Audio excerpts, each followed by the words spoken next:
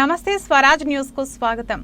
వేల కోట్ల రూపాయల నల్ల డబ్బును బాండ్ల రూపంలో బీజేపీ పార్టీ రాజకీయ లబ్ధి కోసం వినియోగించుకుంటుందని మంత్రి పొన్నం ప్రభాకర్ విమర్శించారు.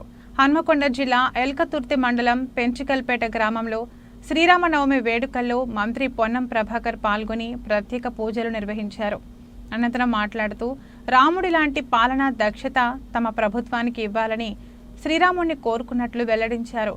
రాజకీయ పార్టీలు బాండ్ల రూపంలో విరాళాలు సేకరించవచ్చునని ప్రధాని మోడీ స్వయంగా తెలపడాన్ని తప్పుపట్టారు. శరత్ చంద్ర రెడ్డి అనే వ్యక్తి బాండ్ల రూపంలో 500 కోట్ల రూపాయల విరాళాలు ఇవ్వడంతో లిక్కర్ కేసులో ఆయనకు బెయిల్ వచ్చిందని, మరొక వ్యక్తికి 100 కోట్లు ఇవ్వడం వల్ల ఆయనకు కాంట్రాక్ట్ వచ్చిందన్నారు. బీజేపీ పార్టీ వేల కోట్ల రూపాయలు రాజకీయ లబ్ధి కోసం సేకరించిందని, దీనిపై సుప్రీంకోర్టు మొట్టికాయలు వేసి భాగవతం బయటపెట్టిందన్నారు.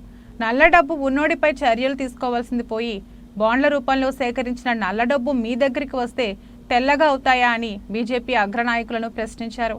దీంతో ప్రధాని మోడీ నల్లధనాన్ని ఏ విధంగా ప్రోత్సహిస్తున్నాడో అర్థం చేసుకోవచ్చునని, ఉత్తర భారతంలో బీజేపీ గ్రాఫ్ పడిపోయిందన్నారు.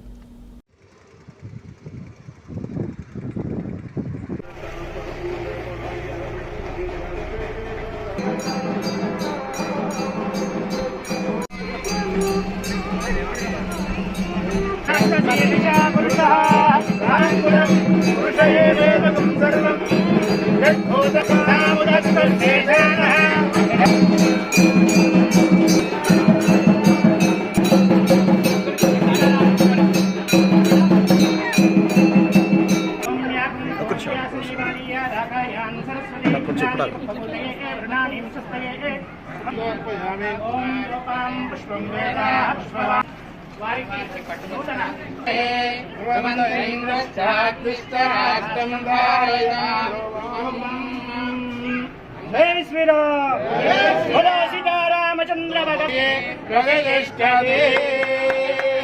शतमानं भवति शतायुः पुरुषः राम राम रामेति रमे रामे मनोरमे सहस्रनाम तत्तुल्यं రామనామ వరాననే.